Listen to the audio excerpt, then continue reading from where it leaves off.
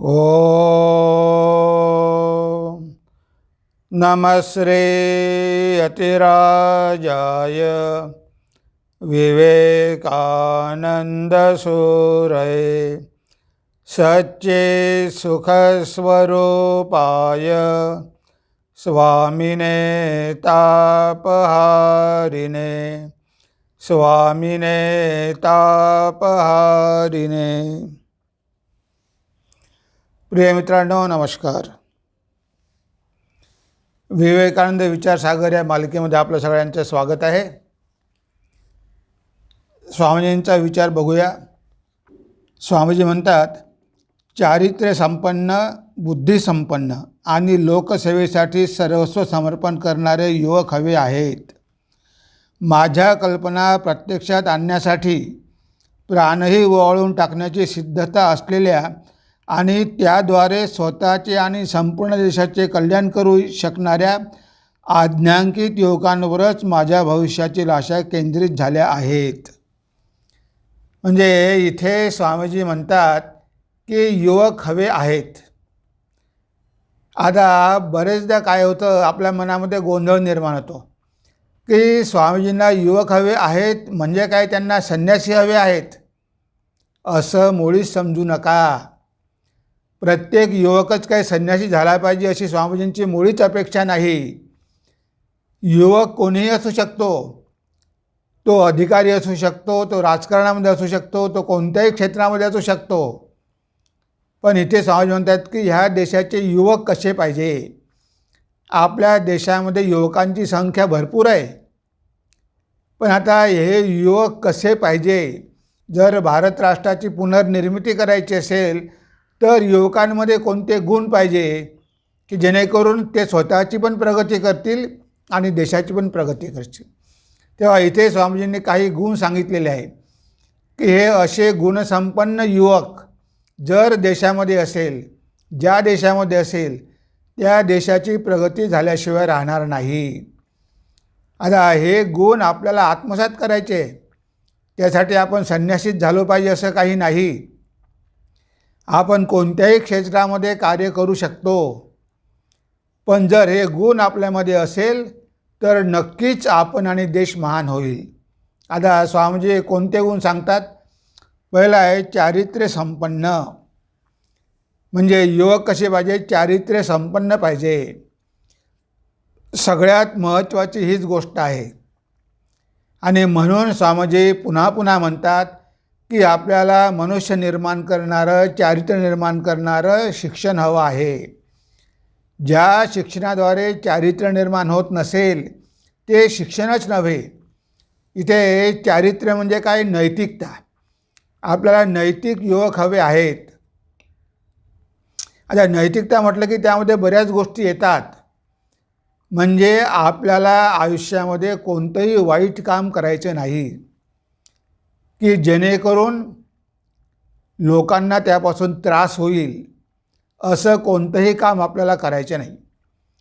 आता जर राजकारणामध्ये असे लोक आले जे चारित्र्यवान आहे, जे भ्रष्टाचार करत नाही, असे जर अधिकारी आले, ब्युरोक्रॅट्स, ॲडमिनिस्ट्रेटर, तर बघा ह्या देशातल्या जनतेचं किती कल्याण होईल। शिवाजी महाराज एक तरुण होते, पण बघा चारित्र्यवान होते। आपल्याला त्यांच्या जीवनामधल्या बऱ्याच घटना माहिती आहे। कल्याणच्या सुभेदाराची सून त्यांच्याकडे घेऊन आले तेव्हा त्यांनी तिला आई म्हणून हाक मारली आणि परत पाठवले। असे होते शिवाजीराजे। म्हणजे असे लोक जेव्हा निर्माण होतात तेव्हा प्रगती झाल्याशिवाय राहत नाही। म्हणजे चारित्र्यवान माणसांची गरज आहे।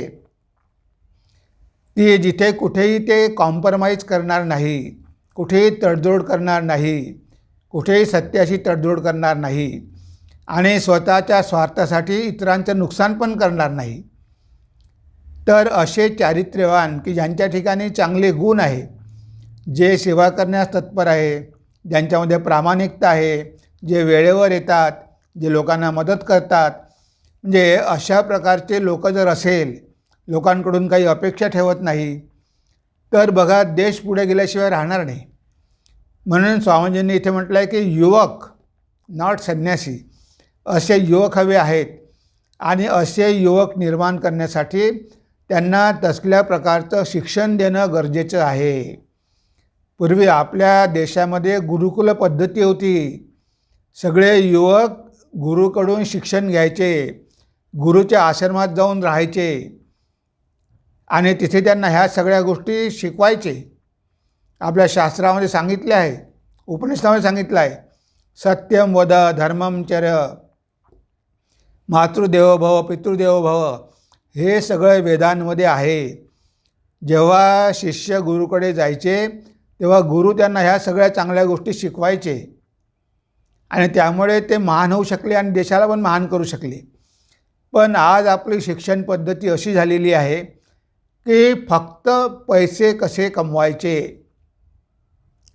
कशी स्पर्धेमध्ये कसं पास व्हायचं, म्हणजे इथे चारित्र्याकडे मुळीच लक्ष दिलं जात नाही. तुम्ही कोणत्याही मार्गानं कमवा पण पैसे कमवा, कॉम्पिटिशन करा, स्पर्धा करा. म्हणजे या अशा शिक्षणामधून माणसं कशी निर्माण होईल? असं शिक्षण फक्त मशीन निर्माण करू शकते. तो मनुष्य आयुष्यभर यंत्रवत काम करेल, त्याला हृदय नसेल आणि बुद्धी नसेल, एखाद्या मशीनसारखा तो काम करत राहील, पण त्यामुळे त्याचा विकास होणार नाही. त्याचं पोट भरेल, तो आरामात राहू शकेल, पण तो काही खरा विकास नाही. तर इथे त्याचीही प्रगती होणार नाही आणि देशाचीही प्रगती होणार नाही. म्हणून पहिली कंडिशन आहे की चारित्र्य संपन्न युवक हवे आहेत, चारित्र्यवान हवे आहेत. जर आपल्या देशामध्ये असे युवक जर निर्माण झाले असते तर बघा, आपण स्वातंत्र्य मिळाल्यानंतर आज किती प्रगती करून घेतली असती. पण जो खुर्चीवर बसला तो स्वतःचा स्वार्थ बघतो.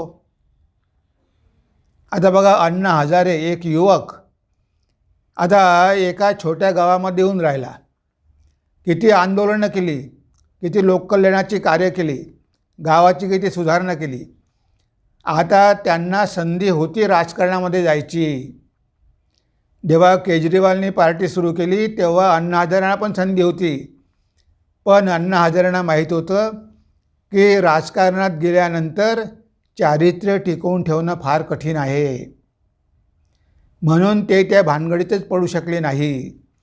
म्हणजे सत्ता असेल तरच आपण सेवा करू शकतो असं नाही. त्यांनी सत्तेला लाथ मारली. ते म्हणाले की मला सत्ता नको, मला राजकारणी नको, मी माझ्या गावात राहून जेवढी होईल तेवढी सेवा करेल. आता बघा, कितीतरी प्रलोभनं होती आणि त्यांना संधी पण होती, पण ते या सगळ्या गोष्टींच्या मागे लागले नाही. कारण चारित्र्याशी कॉम्प्रोमाइज करायचं नाही. आपल्याला चारित्र्य टिकवून ठेवायचं आहे आणि राजकारणामध्ये गेल्यानंतर अवघड जातं. असं नाही की राजकारणामध्ये आपण चारित्र्यवान राहू शकत नाही, पण फार अवघड जातं. आता आमच्या इथे बालक संघामध्ये 2 मुलं होती. बघा, ह्या सगळ्या आजूबाजूच्या झोपडपट्टीमधली मुलं येऊन इथे शिकतात. ते 2 मुलं होती आणि त्यांचं शिक्षण इथेच झालं. म्हणजे सकाळी संध्याकाळी ते यायचे, आम्ही कोचिंग क्लासेस घ्यायचो, त्यांना चांगल्या गोष्टी सांगायचो. आता या दोन्ही मुलांना नोकऱ्या लागल्या. ते झाले sub inspector of police, PSI झाले. आता PSI झाल्यानंतर बघा, सगळ्याच ठिकाणी काही नसते, पण काही ठिकाणी असतं. त्यांच्यावर दबाव येऊ लागला की तुम्ही लाच घेतली पाहिजे आणि तुम्ही ते लाच साहेबांना दिली पाहिजे. आता ह्या मुलांना तसे संस्कार नव्हते. त्यांनी त्या नोकरीला लाथ मारली. म्हणजे इथे जर आम्हाला भ्रष्टाचार करावा लागत असेल तर मग आम्ही नोकरीच करणार नाही. नोकरी सोडून देण्याचं साहस त्यांच्यामध्ये होतं. कशामुळे? कारण त्यांच्यामध्ये चारित्र्याचं बळ होतं. त्यांनी दुसरी नोकरी शोधली, सेल टॅक्समध्ये गेले, फॉरेस्ट डिपार्टमेंटमध्ये गेले, पण ज्या ठिकाणी अनैतिकतेचा वापर केला जातो अशी गोष्ट करायची नाही, हे त्यांच्या मनावर चांगल्या प्रकारे बिंबवलं गेलं होतं. असं नाही की ते संन्यासी झाले, आजही ते चांगलं कार्य करतात, पण त्यांना शिक्षण दिलं आहे की चारित्र्याशी कुठेही कॉम्प्रोमाइज करायची नाही. पैसाच काही जीवनाचा उद्देश होऊ शकत नाही. म्हणजे बघा, अशा प्रकारचे जर युवक असेल तर त्यांची आणि देशाची प्रगती झाल्याशिवाय राहणार नाही. वाईट गोष्टी ते कधीच करू शकणार नाही, कारण त्यांचं फाउंडेशनच एवढं स्ट्रॉंग आहे की वाईट गोष्टी करण्याची त्यांच्यामध्ये प्रवृत्तीच निर्माण होऊ शकत नाही. म्हणून स्वामीजी म्हणतात की आपल्याला चारित्र्य संपन्न युवक पाहिजे. शिवाजी महाराजांचे मावळे, शिवाजी महाराज स्वतः हे सगळे चारित्र्य संपन्न होते. यांच्या जीवनामध्ये काही मूल्य होती आणि म्हणून जरी त्यांची संख्या कमी असली तरी ते हिंदवी राज्य स्थापन करू शकले. म्हणजे हे असते चारित्र्याचं बळ. म्हणून स्वामीजी काय म्हणतात की चारित्र्य संपन्न, बुद्धी संपन्न. चारित्र्य असेल पण जर बुद्धी नसेल तर त्या चारित्र्याचा काहीही उपयोग नाही. कारण कुठे कशी बुद्धी वापरायची हे कळलं पाहिजे. तर शिवाजी महाराजांनी किती गनिमी कावे केले. त्यांना माहीत होतं की आपण डायरेक्ट युद्ध करू शकत नाही, आपले मावळे कमी आहे. त्यांनी बुद्धीचा वापर केला आणि बुद्धीचा वापर करून शेवटी त्यांनी जिंकून दाखवलं. कधीकधी त्यांना माघार घ्यावी लागली, कधी किल्ले परत करावे लागले, पण त्यांच्याकडे बुद्धी होती. नाहीतर आग्र्यामधून सुटका करून घेणं काही एवढं सोपं नव्हतं. त्यांच्याकडे जर बुद्धी नसती तर ते आग्र्यावरून जिवंत येऊ शकले नसते बाहेर. म्हणजे नुसतं चारित्र्य असूनही चालत नाही, तर आपल्याकडे बुद्धीसुद्धा पाहिजे. कोणत्या वेळी कशा प्रकारचा निर्णय घेतला पाहिजे हे आपल्याला कळलं पाहिजे. आता बरेचदा हे कळत नाही. आपल्याला माहिती आहे की दिल्ली, पृथ्वीराज चव्हाण तिथे राज्य करत होते. आता त्यांच्यावर 17 वेळा स्वारी झाली, त्यांनी 17 वेळा शत्रूला हरवलं, पण प्रत्येक वेळेस त्याला माफ केलं. हे काही बुद्धिमंताचं काम नाही. तुम्ही शत्रूला सोडून देता, मग तो बदला घेईल ना. म्हणजे बघा, जर तिथे बुद्धीचा वापर केला असता तर शत्रूला पहिल्या वेळेस खतम करून टाकलं असतं. म्हणजे ही वेळ आलीच नसती. तेव्हा त्यांचे किती हाल झाले शेवटी. म्हणून बुद्धी पाहिजे. तुम्ही नुसते राजकारणामध्ये आहे, तुम्ही चारित्र्यवान आहे, पण बुद्धी नसेल तर तुमचा कुणीही गैरफायदा घेऊ शकतो. म्हणून कोणत्या स्थितीमध्ये, कोणत्या परिस्थितीमध्ये कोणत्या प्रकारचा निर्णय घेतला पाहिजे हे आपल्याला माहिती पाहिजे. तुम्ही कोणत्याही क्षेत्रामध्ये असा ना का, पण तुम्हाला निर्णय घ्यावाच लागेल. आणि तुम्ही जर योग्य निर्णय घेऊ शकला नाही तर सगळं जीवन तुमचं बर्बाद होऊन जाईल. एक चुकीचा निर्णय तुमचं जीवन पूर्णच्या पूर्ण खलास करू शकते. निर्णय घेण्यासाठी बुद्धी पाहिजे. बुद्धीमध्ये तेवढी क्षमता पाहिजे. आता विवेकानंदामध्ये केवढी प्रचंड बुद्धी होती. अमेरिकेमध्ये त्यांना कितीतरी प्रकारचे प्रश्न विचारण्यात यायचे, पण प्रत्येक प्रश्नाचं उत्तर ते बरोबर द्यायचे. ते बुद्धीचा वापर करायचे. त्यांच्याकडे तर्कशक्ती होती, म्हणून त्यांच्यासमोर कुणीही टिकू शकलं नाही. चारित्र्य तर होतंच, पण बुद्धीचं बळ पण होतं. बुद्धीच्या बळावर त्यांनी सगळ्यांना हरवलं. विचित्र विचित्र प्रश्न विचारायचे, पण प्रत्येक प्रश्नाचं उत्तर स्वामीजी लवकरात लवकर द्यायचे आणि बरोबर द्यायचे, करेक्ट द्यायचे. त्यामुळे त्यांना प्रश्न विचारण्याचं धाडस कोणीही करू शकत नव्हतं. कधीकधी गंमत पण करायचे. एकदा एका व्यक्तीने प्रश्न विचारला. डायनिंग टेबलवर बसलेले होते. एकीकडे स्वामीजी होते, दुसरीकडे ते फॉरेनर होते. त्याला स्वामीजींची टिंगल करायची होती. तो म्हणतो की स्वामीजी, मॉन्क आणि मंकीमध्ये काय फरक आहे? मॉन्क आणि मंकी याच्यामध्ये काय फरक आहे? तेव्हा स्वामीजींनी लगेच उत्तर दिलं. म्हणे, धिस साईड इज मॉन्क आणि अदर साईड इज मंकी. तो माणूस एकदम चूप बसला. म्हणजे इकडे मॉन्क आणि तिकडे समोर माझ्यासमोर मंकी बसला आहे. हेच अंतर आहे, एवढंच अंतर आहे टेबलचं, दुसरं काही नाही. म्हणजे बघा किती तत्पर. म्हणजे त्यासाठी बुद्धीमध्ये प्रेझेन्स ऑफ माइंड पण पाहिजे. लगेच उत्तर देता आलं पाहिजे आणि ते पण बरोबर देता आलं पाहिजे. तर इथे स्वामीजी म्हणतात की बुद्धिमान पण पाहिजे. मूर्ख होऊन चालत नाही. चारित्र्यवान असेल पण जो मूर्ख असेल तर त्याला लोक फसवतील. अरे हा चांगला माणूस आहे, धार्मिक माणूस आहे, म्हणून त्याला टोपी घालतील. आपल्याला या जगामध्ये राहायचे आहे. ह्या जगामध्ये चांगले आणि वाईट दोन्ही प्रकारचे लोक आहेत. तेव्हा आपण हे बघायचं की वाईट लोकांनी आपल्याला फसवू नये. आपल्याला स्वतःचं रक्षण करता आलं पाहिजे. जर तुमच्याकडे बुद्धी नसेल तर तुम्ही इतरांच्या बुद्धीनं चालाल आणि इतर तुम्हाला कधीही फसवू शकतात. तुम्हाला कधीही असं मार्गदर्शन करेल की ज्यामुळे तुम्ही गोत्यामध्ये याल. तुम्हाला वाटेल की अरे हा मित्र यानं असं कसं आपल्याला सांगितलं. त्यामध्ये त्याचा स्वार्थ असतो. तो तुमचं कल्याण बघत नाही, तो त्याचं कल्याण बघतो. म्हणून इथे बुद्धिमान पण पाहिजे. आपल्याला विवेक पण करता आला पाहिजे. आपल्याला निर्णय पण घेता आला पाहिजे. स्वतःचं रक्षण पण करता आलं पाहिजे. नाहीतर उपयोग काय. तुम्ही आहे चांगले आहे पण नुसतं चांगलं होऊन चालत नाही. बरेच लोक चांगले असतात पण ते काय असतात, गुडी असतात. आपण चांगलं आहो ना, मग आपल्याला काय करायचं आहे, बाकी बाहेर अन्याय होते आहे होऊ द्या. म्हणजे ते अन्यायाचा प्रतिकार करत नाही. आपण चांगलं झालो म्हणजे झालं, बाकी काय होत आहे आपल्याला काही घेणं देणं नाही. तर बाहेर अन्याय होत आहे, तो अन्याय उद्या तुमच्या घरी पण येऊ शकतो. तुमच्या घराला पण आग लागू शकते. हा विचार ते करत नाही, फक्त स्वतःपुरता विचार करतात. तर इथे स्वामीजी म्हणतात की बुद्धीची पण गरज आहे. चारित्र्य संपन्न, बुद्धी संपन्न. एका ठिकाणी स्वामीजी म्हणतात जे काही तुम्हाला शारीरिक, मानसिक आणि आध्यात्मिक दृष्टीनं दुर्बल करणारं असेल त्याचा विषाप्रमाणे त्याग करा. Anything that makes you weak physically, mentally and spiritually reject like a poison. म्हणजे जे जे दुर्बळ करणार आहे त्याचा त्याग केला पाहिजे. हेच तर बुद्धीचं काम आहे.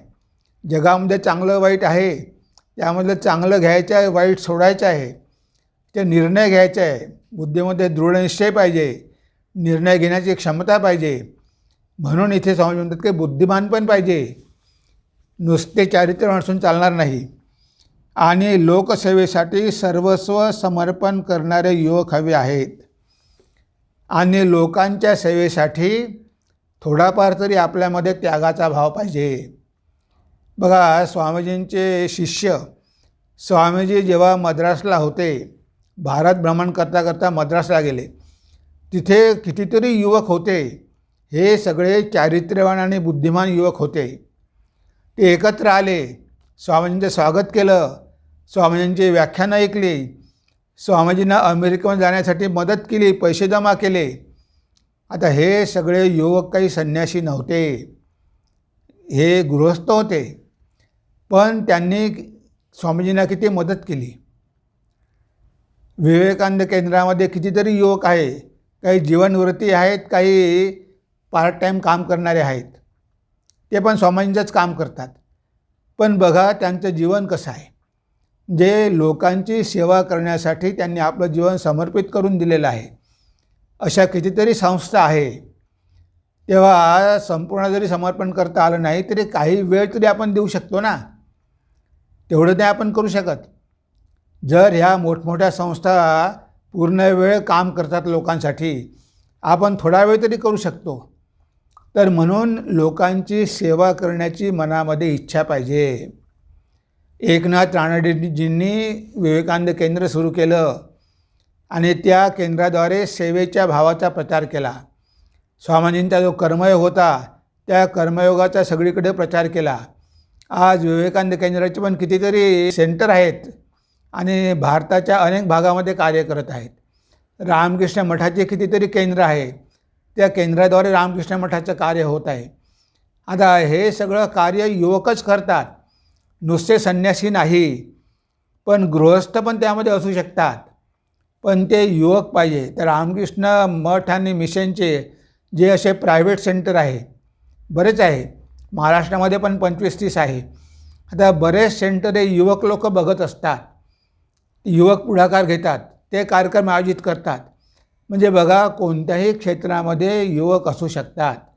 आता वाराणसीला सेंटर झालं, ते युवकांनी सुरू केलेलं केंद्र होतं. म्हणजे युवकांनी जर पुढाकार घेतला तर प्रत्येक क्षेत्रामध्ये ते कार्य करू शकतात. पण त्यांच्यामध्ये हा सेवेचा भाव पाहिजे. आपण लोकांसाठी काहीतरी केलं पाहिजे. देश प्रथम मी नंतर, जर देशासाठी काहीतरी करण्याची तयारी असेल तरच आपण सेवा करू. आणि स्वामीजींनी आपल्याला नवीन मंत्र दिलेला आहे की हे सेवा कशी आहे, शिवभावे जीवसेवा आहे. सगळ्यामध्ये भगवंताला बघून त्यांची सेवा करा. म्हणजे लोककल्याण. लोककल्याण म्हणजे काय, त्या लोकांमध्ये सगळ्यांमध्ये भगवंतच आहे अशा भावनेने तुम्ही सेवा केली तर अजून तुमची प्रगती होईल. लोकसेवेसाठी सर्वस्व समर्पण करणारे युवक हवे आहेत. माझ्या कल्पना प्रत्यक्षात आणण्यासाठी प्राणही ओवाळून टाकण्याची सिद्धता असलेल्या आणि त्याद्वारे स्वतःच्या आणि संपूर्ण देशाचे कल्याण करू शकणाऱ्या आज्ञांकित युवकांवरच माझ्या भविष्यातील आशा केंद्रित झाल्या आहेत. स्वामीजी म्हणतात की मी तर आयडिया खूप दिल्या, मी विचार खूप दिले, आता माझ्या विचारानुसार कार्य करायची वेळ आहे. आता हे माझे विचार घेऊन जे कार्य करतील अशा युवकांवर माझ्या आशा आणि अपेक्षा आहे. म्हणजे स्वामीजींनी आपल्याला संदेश दिला. ते फक्त 39 वर्ष जगले. तेवढ्या कार्यामध्ये, तेवढ्या वयामध्ये, तेवढ्या आयुष्यामध्ये त्यांनी केवढं मोठं प्रचंड कार्य केलं. आणि प्रचंड कार्य करून रामकृष्ण मठ संस्था स्थापन केली. आणि एवढंच नव्हे तर त्यांनी जगाला संदेश पण दिला. म्हणजे लोकांनी कशाप्रकारे कार्य करावं हे पण सांगितलं. आणि आता हे कार्य स्वामीजींनी युवकांवर सोपवलेलं आहे.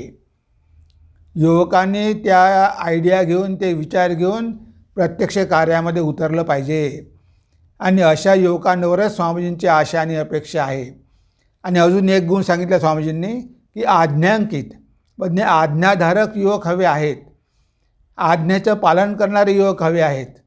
आता जर एक लीडर असेल, त्या लीडरनं सांगितल्याप्रमाणे काम करायला पाहिजे. आता प्रत्येक व्यक्ती जर लीडर व्हायला निघाली तर ते कार्य होणार कसं? त्या 10 मुलं आहे, 10मधला एक जर लीडर असेल तर त्याचं ऐकायला तर पाहिजे ना. तर त्याचं ऐकलं प्रत्येकच जण जर लीडर होऊ इच्छित असेल तर ते कार्य होणार नाही. 10 निर्णय होऊ शकत नाही, निर्णय एकच होईल. सर्वांमध्ये निर्णय घ्या, पण तुमचा जो लीडर आहे त्याचं ऐका. त्यांना ज्याप्रमाणे सांगितलं त्याप्रमाणे करण्याचा प्रयत्न करा. तुम्ही तुमच्या इच्छेनं करू नका. म्हणजे इथे आज्ञाधारकपणा पाहिजे. कारण कोणत्याही संघटनेमध्ये जर आज्ञाधारकपणा नसेल तर ती संघटना टिकूच शकत नाही. प्रत्येक व्यक्तीच जर स्वतःचा निर्णय घेत असेल तर मग तिथे लीडरचं काही कामच राहिलं नाही. कोणीही कोणाचं ऐकत नाही. बरेच ठिकाणी असं होतं. बरेच सेंटर आहे आमचे प्रायव्हेट सेंटर, कोणीही कोणाचं ऐकत नाही. तुमचं असंच का? मग असं का नाही? आता प्रत्येक व्यक्तीच आपापलं मत दाखवते. आता ती संस्था चालणार कशी? 10 जणांनी 10 प्रकारचे जर तुम्हाला मार्ग दाखवले, तुम्ही कोणत्या मार्गाने जाणार?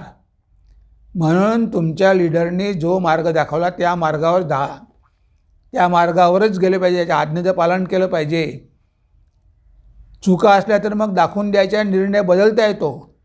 पण प्रत्येकानं आपापला निर्णय घेऊन त्याप्रमाणे वागायला नको. म्हणून स्वामी म्हणतात की आज्ञाधारक पण पाहिजे. आणि मी तर विचार भरपूर दिले. आता हे विचार स्वामीजींचे 10 खंडामध्ये आपल्याला उपलब्ध आहे. विवेकानंद ग्रंथावली मराठीमध्ये, इंग्रजीमध्ये complete works of Swami Vivekananda 9 खंड आहे. आता एवढं साहित्य आपल्याला उपलब्ध आहे. आपण वाचण्याचा प्रयत्न तर केला पाहिजे. वाचल्याशिवाय आपण कसं काय ते आचरणामध्ये आणणार? पहिले आपण याचं चांगल्या प्रकारे अध्ययन केलं पाहिजे. आणि विशेष करून स्वामीजींनी भारतामध्ये दिलेली व्याख्यानं, lectures from Colombo to Almora, भारतीय व्याख्याने मराठीमध्ये, हे पुस्तक म्हणजे स्वामीजींनी आपल्याला दिलेलं मार्गदर्शन आहे. भारतीयांना केलेलं मार्गदर्शन आहे. कमीत कमी ते पुस्तक तरी वाचलं पाहिजे आणि त्यानुसार आपलं जीवन घडवण्याचा प्रयत्न केला पाहिजे. हे स्वामीजींना युवकांकडून अपेक्षित आहे. आणि अशाच युवकांवर स्वामीजींची आशा आहे. आणि हेच युवक भारताला भविष्यामध्ये महान करणार आहे. पण हे गुण मात्र आपल्याला आत्मसात करावे लागेल. चारित्र्य संपन्न, बुद्धिवान, सेवा करण्याची इच्छा असणारे आणि आज्ञाधारकपणा असणारे, हे जे गुण जर असेल युवकांमध्ये तर युवक स्वतःचं कल्याण तर करेलच, पण देशाचं पण कल्याण करेल. आणि मग तो स्वतःही महान होईल आणि देशही महान होईल. हे स्वामीजी आपल्याला याद्वारे सांगतात की असे युवक हवे आहेत आणि आपल्याला तसं युवक होण्यासाठी प्रयत्न करायचा आहे. अशा प्रकारचं आपण युवकांना शिक्षण दिलं पाहिजे की ज्या माध्यमातून ते चारित्र्यवान युवक निर्माण होतील. ते फक्त पैशालाच महत्त्व देणार नाही, तर ते आपल्या जीवनाला महत्त्व देईल. जीवन महत्त्वाचं आहे. मनुष्य जर पशुसारखा जगला तर तो मनुष्यजन्म त्याचा वाया गेला.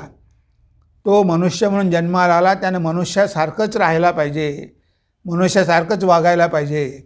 म्हणजे त्याच्यामध्ये काहीतरी नैतिक मूल्य पाहिजे. नैतिक मूल्य नसेल तर मग त्याचा उपयोग काय? पशुपक्षी तर हे सगळे करू शकत नाही, आपणच करू शकतो. म्हणजे मनुष्य जातच हे सगळं करू शकते. म्हणून स्वामीजींनी आपल्याला हा उपदेश देऊन जागं केलेला आहे की आता माझे विचार तुम्ही आचरणामध्ये आणा आणि त्यानुसार तुमचं जीवन घडवा. तुमचं कल्याण झाल्याशिवाय राहणार नाही. हे स्वामीजी आपल्याला इथे सांगत आहे. तेव्हा आज आपण आपल्या चिंतनाला इथेच विराम देऊया. नमस्कार, धन्यवाद. ओम सर्वे भवन्तु सुखिनः, सर्वे सन्तु निरामया, सर्वे भद्राणि पश्यन्तु, मा कश्चित् दुःखभाग् भवेत्, मा कश्चित् दुःखभाग् भवेत्. ओम शांति शांति शांतिः. हरि ओम तत्सत्. श्रीरामकृष्णार्पणमस्तु.